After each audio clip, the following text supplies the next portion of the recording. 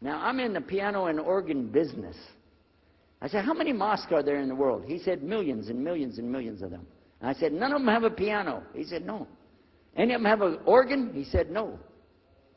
Oh, man, I can get rich. Just introduce some music to these guys, put it in there, you know, bound to be. I said, do the Arabs have any music? He said, oh, Arabs have music. I said, boy, I got it figured out, boy. I can see my next $1 million coming right straight up at me, you know. So then the priest asked again another time, he wanted to go back to the masjid again. He went, this is middle of July, 1991.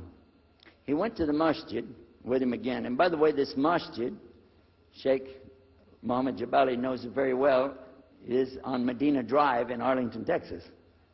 And that's where they were going to, because we were living in Midlothian, just south of Oak Cliff and south of Dallas. So they didn't come back. All night we're waiting. What happened? Very late they came back.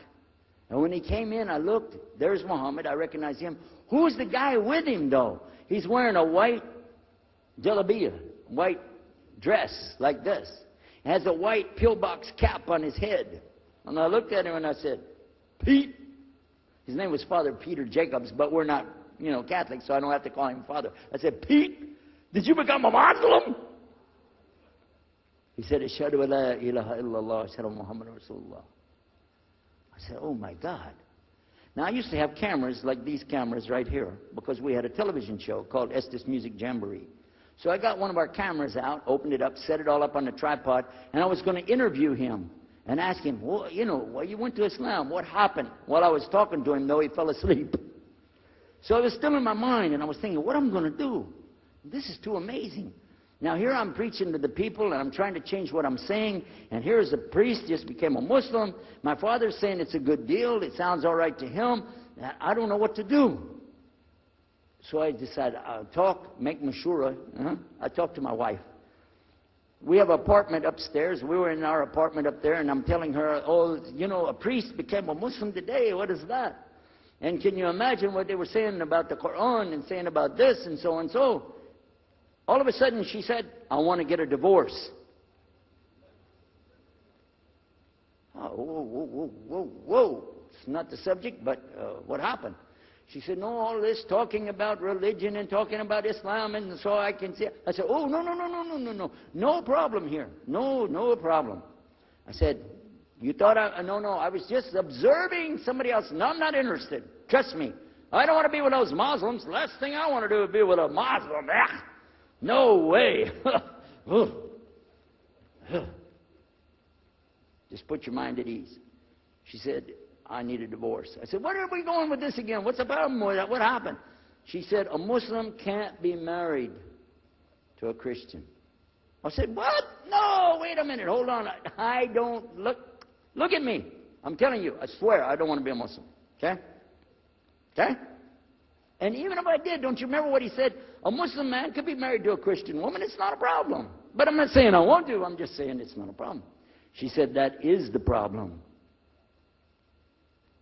A Muslim woman can't be married to a Christian man. I want to be a Muslim, so I need a divorce.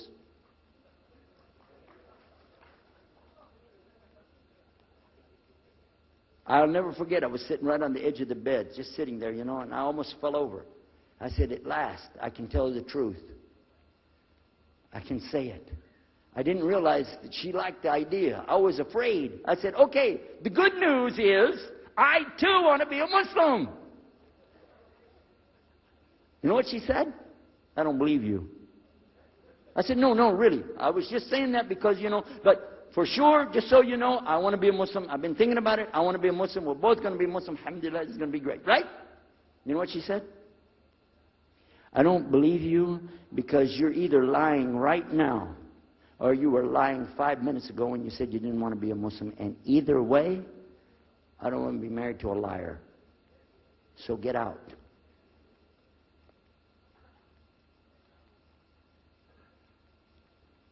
So I started leaving. I'm walking down the stairs of the apartment. I'm down to my father's part. I said, wait a minute. Where am I going to go?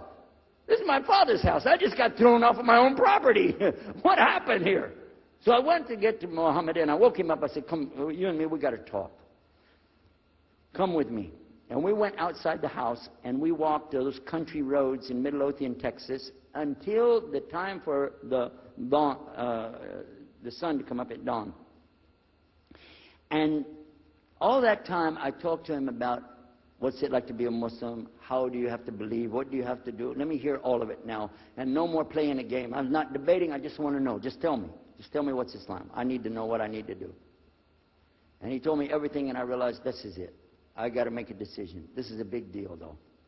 And he told me, okay, this is up to you. You have to go make a choice for yourself. I can't help you. I said, oh, my God.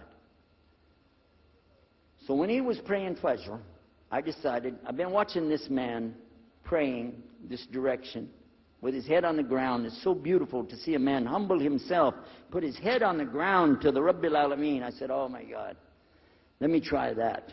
So I sneaked off somewhere where nobody could see me, illallah. And then I found a place, a board there, you know, and I bowed down on the ground, and I put my head down on the ground on that board there. And by the way, I'm pretty good at speaking, especially in prayers. I used to make so long a prayer, they wouldn't let me say the prayer at Thanksgiving because the food would be cold. Okay? So, but I put my head on the ground, and only these words came, no more words, just this. Oh God, guide me. That's it. And I was thinking, well, I got to say more than that. Nothing. Oh God, if you're there, guide me. That's it. After a while, I sat up and I looked around. There wasn't any fancy rainbow. It wasn't birds flying around. There was no big signs from above. There was no music, angels, harps, nothing like this. It was just a cloudy day in Texas. But inside, I could realize I had to make some changes. To me, that's what I need to do. There's the problem, it's inside of me. Within a few minutes, it became clear what I needed to do, and I had to develop an idea of how to pull this off. I talked to my wife, I talked to my father, I made a bath, and at 10 o'clock that morning, in Midlothian, Texas, I went in front of this man named Muhammad, and this new man named Yahya, who used to be the priest, and I said, Ashhadu la ilaha illallah wa ashhadu anna Muhammad Rasulullah. Immediately after that, my wife did her shahada. Ashhadu la ilaha illallah, ashhadu anna Muhammad Rasulullah. A few months later, my father did his shahada. Ashhadu la ilaha illallah, ashhadu anna Muhammad Rasulullah. Step by step by step, we saw so many people enter into Islam. We wanted to tell the whole world what is Islam. We wanted everybody to know the real Islam. I said, how could this escape our knowledge? How could we not know about this great and wonderful thing called Islam?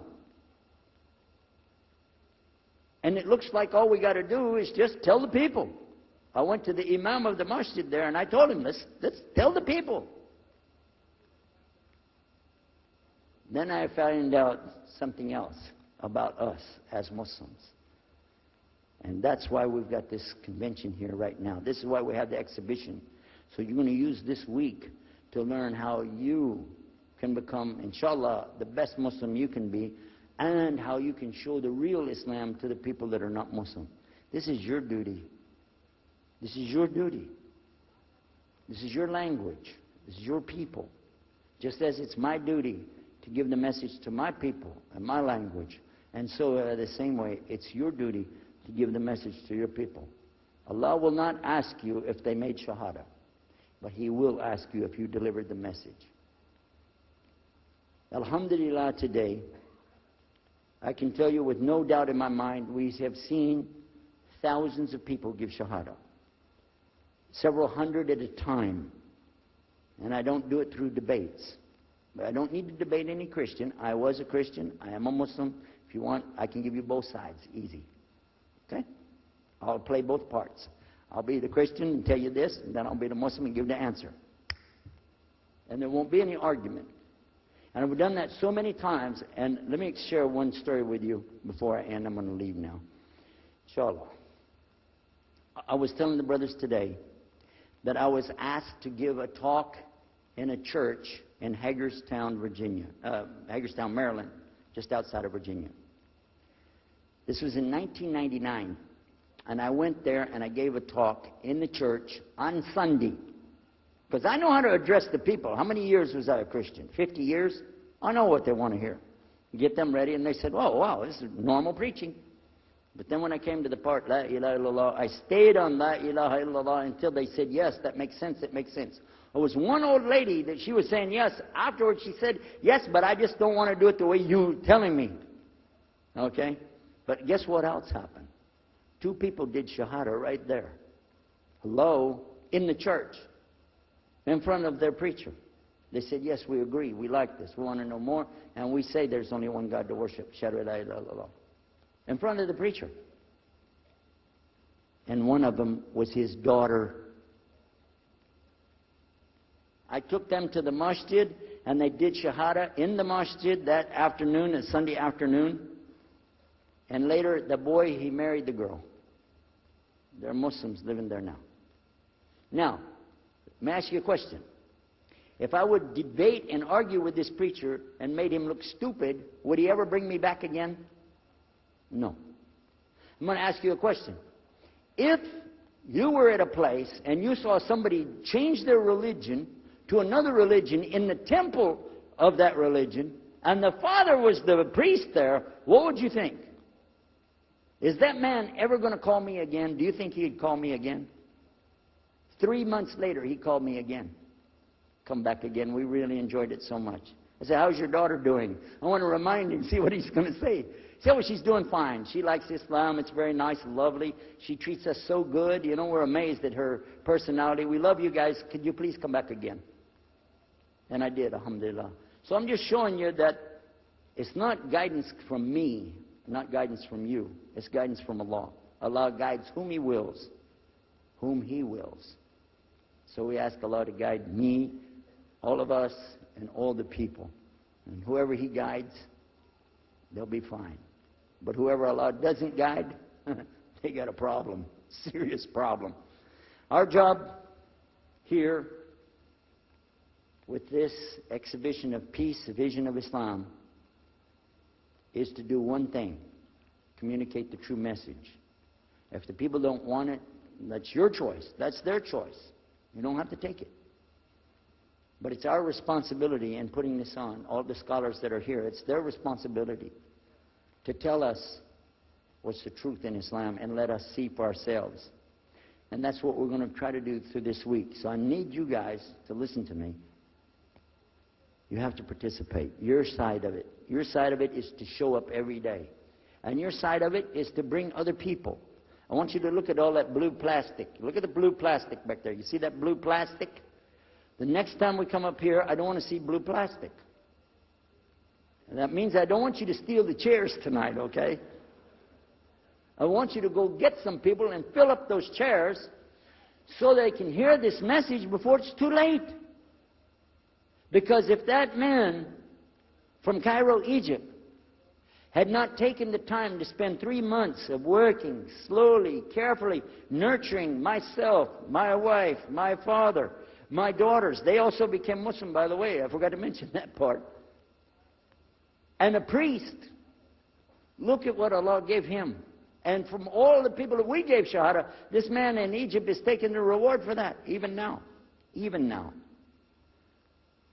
I'm not saying you'll give a Yusuf Estes the Shahada, but I'm saying Allah will give you the reward according to what you're trying to do.